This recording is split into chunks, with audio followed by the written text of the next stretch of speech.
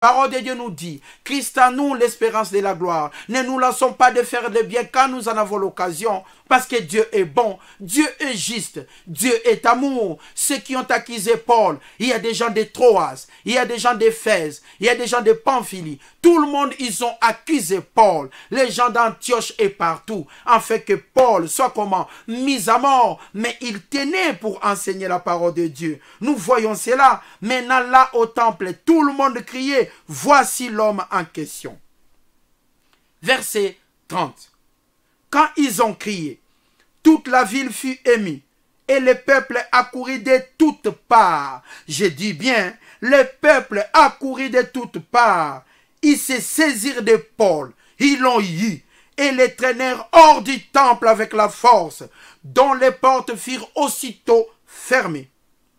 Comme ils cherchaient à les tuer, ils ont commencé à les frapper. Les bruits vinrent aux tribuns, les commandants de la pire romaine, de la cohorte, que tout Jérusalem était en confusion. Le bruit est parti jusqu'à là-bas. C'est comme on peut dire, même la gendarmerie était au courant. Et à l'instant même, il prit des soldats et des centeniers, des chefs des cent, plusieurs chefs des cent, des avec S. Il a pris plus de 300 soldats peut-être, et courut à eux. Voyant les tribuns, maintenant ceux qui tapaient Paul, ils ont vu le commandant. Ils ont vu le commandant venir avec des chefs, des centeniers. Ils ont vu le commandant venir avec des centaines de soldats. Ils ont vu le commandant venir et ils étaient en train de taper Paul. Ils étaient en train de taper Paul. Alors, voyant les tribuns et les soldats, ils cessèrent de frapper Paul. Verset 33. Alors les tribuns, les commandants, s'approcha et se saisit de lui et de Paul et les fit lier de deux chaînes.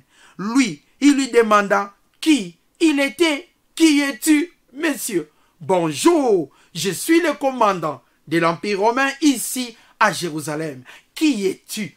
Il a posé la question à Paul. Au même moment, il l'a fait comment? Enchaîner avec la parole de Dieu. Nous serons face à pas mal de situations compliquées. Quand vous enseignez la parole de Dieu, vous êtes exposé.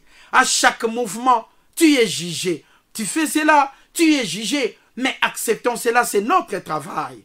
C'est notre travail. Toutes choses concourent au bien de ceux qui aiment Dieu. Nous enseignons cette parole avec joie et simplicité de cœur, parce que nous savons que Dieu nous a aimés les premiers. Il a envoyé son Fils unique, afin que quiconque croit en lui ne périsse point, mais qu'il ait la vie éternelle, Jésus-Christ. Si tu confesses de ta bouche le Seigneur Jésus, et si tu crois dans ton cœur que Dieu l'a ressuscité des morts, tu seras sauvé. En ayant la vie éternelle, Paul savait la direction. Paul savait son arrivée. Paul savait que Dieu était bon. Paul savait que Dieu était juste. Voilà pourquoi il enseignait la parole. Agabus lui a dit, les propriétaires de cette ceinture seraient liés de même manière à Jérusalem. Mais il n'a pas abandonné. Il est parti droit au but. Enseigner sa parole. La parole de Dieu, la cause noble. La cause la plus élevée sur la terre. Et la parole de Dieu. Ceux qui mangent des sandwichs en cours de route, ils n'ont pas la honte. Et nous autres qui connaissent la parole de Dieu, nous l'enseignons. Nous connaissons en partie. Et nous enseignons avec joie, bien sûr. En partie, que 1000 tombent à gauche, 1000 tombent à notre droite, nous ne serons jamais atteints, parce que les solutionnaires de tous les problèmes sur cette terre est Dieu. Les solutionnaires de tous les problèmes dans la voie lactée, où la terre est bien placée, est Dieu. De Troas à Éphèse, d'Éphèse à Césarée, et aujourd'hui à Jérusalem, l'apôtre Paul fait face à ses ennemis, mais il sortira plus que vainqueur. Christ en lui, l'espérance de la gloire. Nous continuons. Mais les tribuns s'approcha les saisit de lui et les fit lier de deux chaînes, puis demandant qui il était et ce qu'il avait fait. Mais dans la foule, les uns criaient d'une manière, les autres d'une autre, ne pouvant donc rien apprendre de certains à cause des tumultes. Il ordonna de les mener dans la forteresse. Verset 35. Lorsque Paul fit sur les degrés les escaliers avant d'entrer dans la forteresse, il dut être porté par les soldats à cause de la violence de la foule. Vous imaginez? Car la multitude du peuple, aujourd'hui nous pouvons avoir 20 et 30 personnes contre nous. Ils peuvent dire de n'importe quoi, ils peuvent dire tout ce qu'ils veulent contre vous. Parce que Quand il n'y a pas d'amour, il y a sûrement de la haine. Il n'y a pas d'intermédiaire. Quand on n'aime pas, on ne peut que placer de la haine. Et la haine peut conduire qu'à l'injustice. Et Paul l'a subi. Lorsque Paul fut sur les degrés, il dit être porté par les soldats, car la multitude du peuple suivait et criait, fais-les mourir, fais-les mourir, tout en sachant que les accusations n'étaient pas justes. Au moment d'être introduit dans la forteresse, Paul dit au commandant, m'est-il permis de dire quelque chose? Les tribuns, le commandant répondit, tu sais les Grecs, toi? Tu sais parler grec? Et Paul lui dit, il répond, tu n'es donc pas cet Égyptien qui s'est révolté dernièrement et qui a emmené dans le désert 4000 brigands? Ce n'est pas toi, Paul? Ce n'est pas toi? Est-ce que tu sais parler les Grecs? Verset 39. Maintenant, il s'agit de se défendre. Je suis juif, reprit Paul, de Tarse en Cilicie. Tarse en Cilicie, qui se trouve actuellement en Turquie. Je suis Paul, de Tarse en Cilicie. C'est un citoyen d'une ville qui n'est pas sans importance. Permets-moi, je t'ai pris de parler au peuple. Je suis Paul, né en Tarse, en Cilicie, aujourd'hui dans la province d'Adana, en Turquie. Paul est né en Turquie. Actuellement, avant c'était l'Empire romain, maintenant c'est la Turquie. Éphèse c'est en Turquie, Troas c'est en Turquie, Antioche c'est vers la Syrie, et Césarée ainsi que la ville de Jérusalem c'est en Israël, en face de la Méditerranée. Ils ont quitté la mer Égée jusqu'à la mer Méditerranée pour aller vers Jérusalem. L'apôtre Paul, c'est lui qui aimait la parole de Dieu Jésus-Christ. C'est lui qui a reçu la révélation de l'Éternel dans la route de Damas. C'est lui que Dieu a béni. Et Dieu a dit, celui-ci sera mon instrument pour enseigner ma parole. Les tribuns les lui ont permis. Paul, debout sur les degrés, fit le signe de la main au peuple. Un profond silence s'établit. Et Paul parla en langue hébraïque. Il a parlé. Au verset 3, il a dit au peuple, je suis juif, né à Tarse en Cilicie, mais j'ai été élevé dans cette ville, instruit au pied de Gamaliel, parmi les pharisiens, le plus instruit. Gamaliel, l'homme de la loi, dans la connaissance exacte de la loi de nos pères, étant plein de zèle pour Dieu, comme vous l'êtes aujourd'hui, comme vous qui m'attaquez aujourd'hui, vous l'êtes. Vous avez du zèle pour la loi. Vous m'attaquez tout en sachant que vous connaissez la loi. Moi aussi, j'ai appris la loi. Chez qui? Gamaliel. Paul a dit qu'il connaissait Gamaliel. Nous continuons. Nous allons voir les versets 12. Or, un nommé Ananias, homme pieux selon la loi, de qui tous les Juifs demeurés à Damas rendaient un bon témoignage, vint se présenter à moi. Et il me dit, Saul, Paul, son nom juif qui était Saul, Paul, mon frère, recouvre la vie au même instant. J'ai recouvré la vie. Il a parlé de son histoire comme il a reçu la parole de Dieu. Ils l'ont écouté. Et au verset 22. Ils l'écoutèrent jusqu'à cette parole. Mais alors ils s'élevèrent la voix disant, hôte de la terre, un pareil homme, il n'est pas digne de vivre. Par rapport à l'accusation, ils poussaient des cris et jetaient les vêtements, lançaient de la poussière en l'air. Les tribuns, les commandants, de faire entrer Paul dans la forteresse et de lui donner la question par les fouets. Paul devait recevoir des fouets pour se justifier, afin de savoir pour quel motif tout un peuple s'attaquait à lui. Même les tribuns devenaient, ils ne comprenaient plus rien. Mais qu'est-ce que cet homme a fait pour avoir des milliers de gens contre lui? Nous vivons cela dans la vie.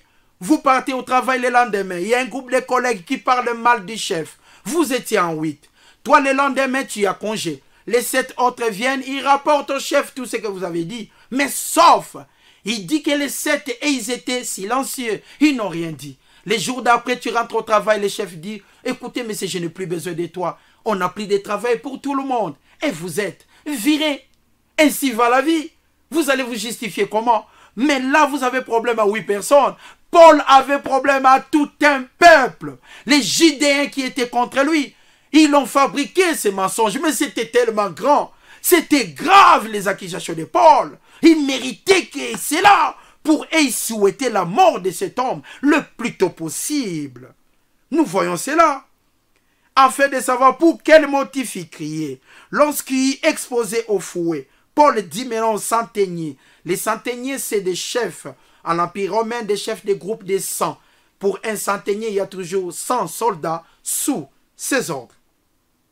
Qui était présent?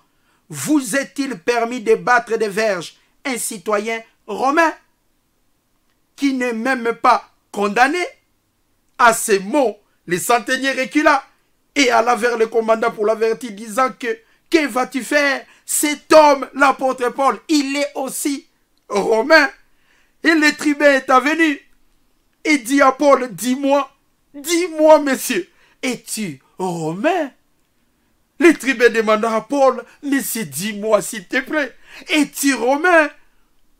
Le tribun, le grand commandant, il s'est humilié à cet instant-là. Il a dit, mais toi, tu es aussi romain? Oui, répondit-il. Et le tribun reprit, moi le tribun, le commandant des commandants, c'est avec beaucoup d'argent que j'ai acquis ces droits de citoyen. Et Paul reprit, moi, je l'ai par naissance, je suis romain par naissance. Aussitôt, ceux qui devaient lui donner la question se retirèrent, et le tribun, voyant que Paul était romain, fit dans la crainte parce qu'il avait fait lier le lendemain, voulant savoir avec certitude de quoi les Juifs l'accusaient. Le tribun lui fit ôter ses liens et donna des ordres au souverain sacrificateur. Et ils ont reçu Paul dans les Sanhédrins. Là-bas, il s'est justifié. Maintenant, nous voyons la suite. La nuit suivante, le Seigneur apparut à Paul et dit, prends courage, de même que tu as rendu témoignage de moi ici, partout et à Jérusalem. Il faut aussi que toi, Paul, tu rendes témoignage de moi à où c'est? À Rome. Nous c'est à Rome. Parce que Paul devait s'adresser à tout le monde. Maintenant, la parole de Dieu dit quoi? Tu dois aussi rendre témoignage de moi, toi, Paul. Où c'est? À Rome. À Rome. Et pendant ces temps-là, les Juifs, maintenant, ils ont fait encore d'autres complots. Ils se sont dit, on ne va plus manger. On ne va ni boire jusqu'à ce que nous allons tuer ces messieurs. Ils ont demandé son transfert. Ils étaient plus de 40. Mais pendant ces moments-là, il y avait un jeune homme qui l'avait écouté. Et voilà maintenant, le tribun a pris une solution. Une nouvelle décision. Le commandant renvoya le jeune homme qui est le fils de la sœur de Paul. Après lui avoir recommandé, ne dis à personne tout ce que tu m'as dévoilé. Ensuite, il appela des officiers et dit, tenez prêt, dès 9 h du soir, 21 h, 200 soldats, 70 cavaliers, 200 archers pour aller jusqu'où? À Césarée. Le transfert de Paul ou à Césarée. Préparez aussi des chevaux pour conduire Paul sain et sauf vers le gouverneur de Césarée, qui était pendant ce temps-là le gouverneur Félix. Il écrivit la lettre suivante. Claude Lysias, le commandant que nous avons parlé, les tribuns, son nom c'est Lysias. Claude, au très excellent gouverneur Félix, salut. Cet homme dont les Juifs s'étaient emparés allait être tué par eux. Je suis alors intervenu avec des soldats et les leur arraché, car j'avais appris qu'il était romain. Voulant connaître les motifs pour lesquels il l'accusait, je l'ai amené devant le tribunal. J'ai découvert qu'il était accusé au sujet des questions relatives aux lois, mais qui n'avait commis aucune faute. Paul n'avait commis aucune faute. Mais dans la vie, si les gens cherchent à vous ôter la vie, vous pouvez tout faire, vous serez toujours condamné. Même les tribuns, Lysias a dit, j'ai trouvé en lui aucune faute. J'ai découvert tout simplement qu'il était accusé aux choses relatives à leur loi. Puis informé qu'il préparait un complot contre lui, maintenant je l'envoie vers toi. Et ces accusateurs vont porter plainte devant toi, le gouverneur de Césarée. À cette époque-là de l'Empire romain, il s'appelait Félix. Conformément à l'ordre qu'il avait reçu, les soldats prirent Paul et conduisirent pendant la nuit jusqu'à Antipatris.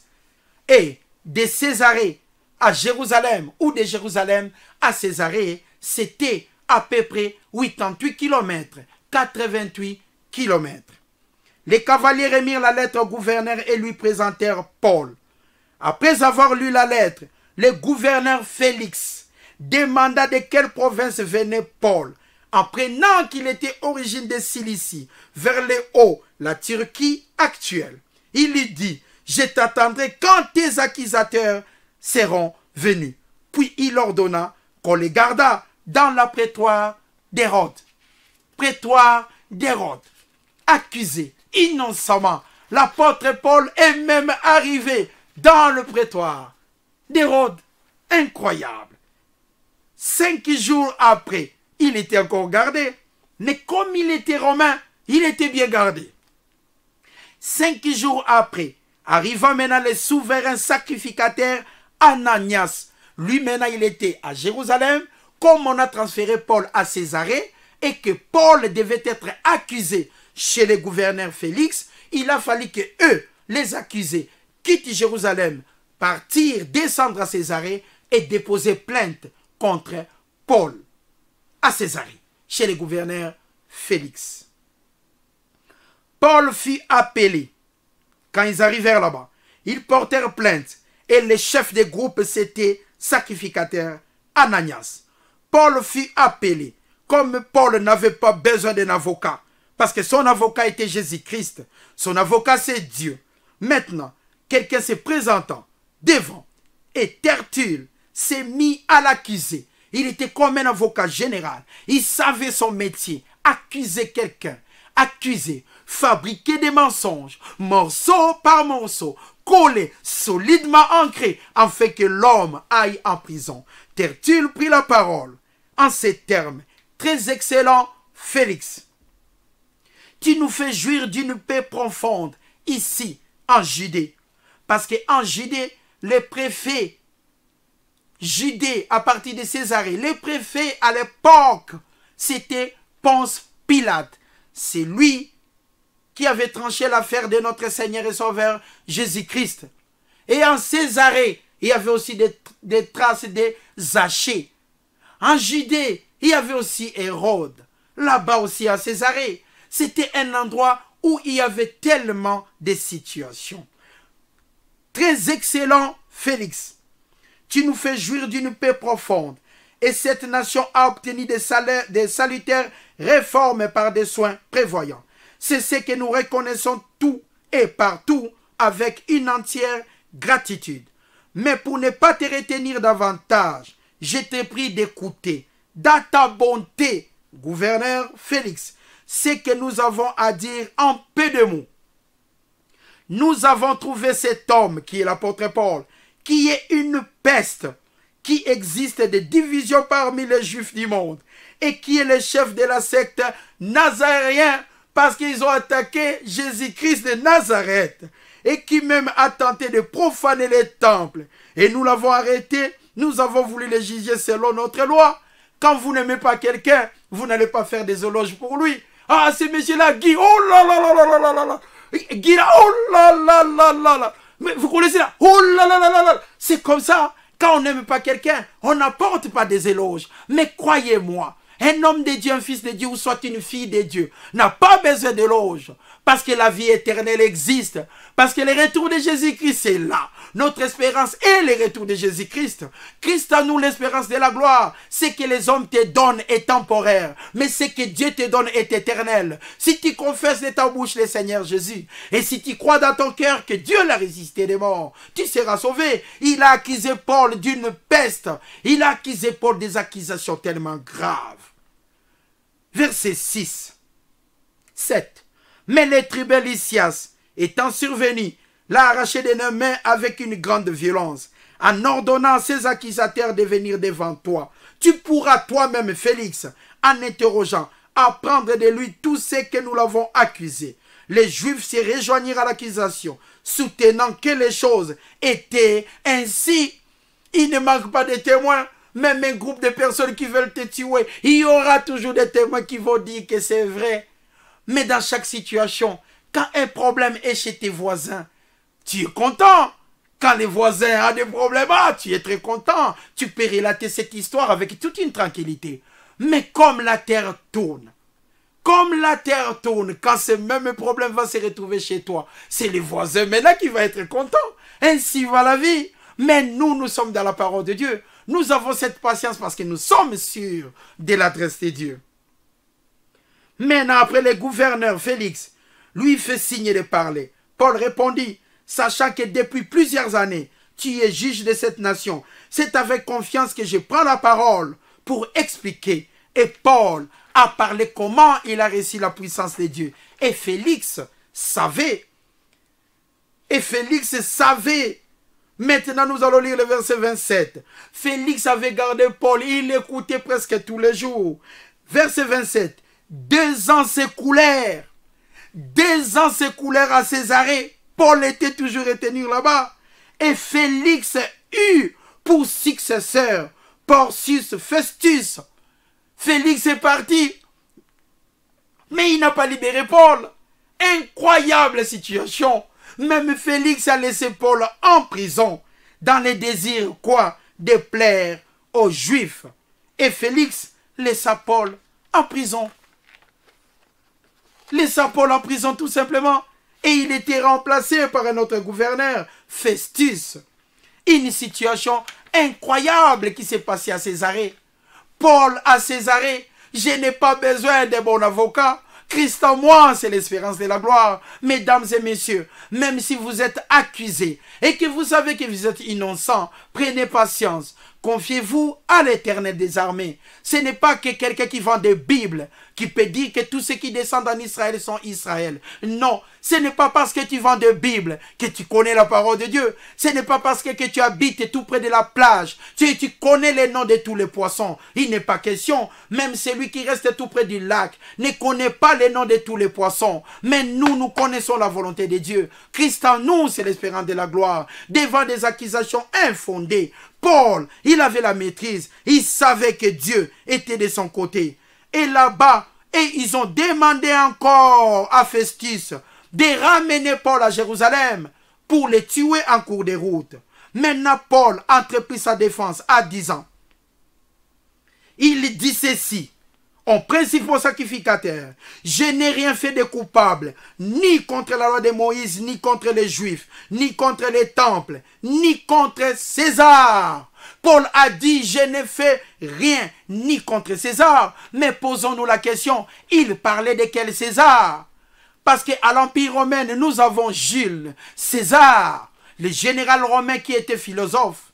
Jules César est écrivain. Les papas d'Auguste ainsi que de Brutus. Nous savons la fête de César. Au Sénat, quand ils l'ont tué, la dernière personne qui a apporté le couteau, il a regardé César, c'était Brutus, son fils adoptif. Et il a dit, selon l'histoire, tu coquet Philimi, et toi aussi mon fils, tu es parmi les gens qui me tuent. Toi aussi Brutus, tu me tues. Mais que faire? La reconnaissance n'est pas sur la terre. Seul Dieu reconnaît tout ce que nous faisons pour sa parole. Il a dit, j'en appelle, je n'ai rien fait ni contre César. Là, ce n'était pas Auguste. Auguste, à l'époque de la naissance de Jésus-Christ, qu'il avait demandé que tout le peuple soit enregistré. Il a obligé les recensements. Ça, c'est Auguste César. Les gens qui ont hérité de César, Auguste ainsi que Brutus. Brutus travaillait au Sénat romain. Il était intelligent, mais le dernier coup de couteau donné à César, c'était quoi? Brutus. Et il a dit, tu coquet, Philimi. Mais là, il parlait de César en tant que l'autorité la plus élevée. César représentait tout simplement l'autorité. Parce qu'il y a eu tellement la famille de César qui ont travaillé. Ils ont tellement dirigé l'Empire romain. Mais pour présenter le pouvoir, on disait toujours César. Jésus-Christ l'a dit. À César, ce qui est à César, et à Dieu, ce qui est à Dieu. Le mot César représentait tout simplement le pouvoir. Mais dans cette administration-là, César, c'était Néron. C'était Néron. Festus, désirant plaire maintenant aux Juifs, répondit à Paul, veux-tu monter à Jérusalem et y être jugé sur ces choses? Parce que les Juifs ont demandé à Festus de monter de Césarée à Jérusalem pour qu'il puisse tuer Paul en cours de route. Mais Paul dit, c'est devant le tribunal de César. Là maintenant, Paul a demandé l'instance la plus élevée que j'ai comparée. Et César à l'époque c'était Néron. C'est là que je dois être jugé. Je n'ai fait aucun tort aux Juifs, comme tu le sais fort bien. Si j'ai commis quelque injustice, quelque crime digne de mort, je ne refuse pas de mourir. Mais si les choses dont tu m'accuses sont fausses, personne n'a le droit de me livrer à eux. J'en appelle à César, l'instance plus élevée, parce que César à l'époque c'était qui? Néron. Alors, Festus, après avoir délibéré avec le conseil, répondit, tu en as appelé à César et tu iras vers César. Et après, le roi Agrippa Ier est venu de passage avec sa femme. Et Festus l'a raconté l'histoire. Et Agrippa a dit, j'aimerais bien écouter cet homme. Et le roi Agrippa, c'était le petit-fils d'Hérode. Lui aussi, il a attendu Paul. Et à la fin, il a dit, je ne vois aucun mal sur cet homme. Mais comme il en a appelé à César, parce que Dieu aussi avait dit à Paul, va enseigner la parole jusqu'à Rome, je serai avec toi. Et Agrippa aussi a dit, comme il en a appelé à César, il doit se rendre à Rome. Que Dieu vous bénisse abondamment. C'était la première partie de cet enseignement. C'est long, mais c'est nécessaire d'écouter cela. Ça en vaut la peine. Parce que des fois, quand on a des problèmes, les gens qui n'ont pas de solution se retirent. Mais nous ne sommes pas de ceux qui se retirent pour se perdre. Nous avons la foi pour sauver nos âmes. Ainsi va la vie. Quels que soient les problèmes qu'on peut faire face, tenons ferme, parce que la grâce de Dieu surabondera sur nous. La grâce de Dieu est incorruptible. Dieu est amour. Papa est miséricordieux. Papa est le créateur des cieux et de la mer, de tout ce qui s'y trouve. La vérité est simple. L'erreur est compliquée. Quand vous cassez un verre, vous commencez à coller le verre, vous allez passer des années. Mais celui qui sera en ville, il peut acheter ces mêmes verres à 2 francs. Ainsi va la vie. Que Dieu vous bénisse abondamment. Devant un problème, ne reculez jamais. C'était là. L'apôtre Paul à Césarée. Je n'ai pas besoin d'un bon avocat. Mon avocat est Jésus-Christ. Mon avocat est Dieu.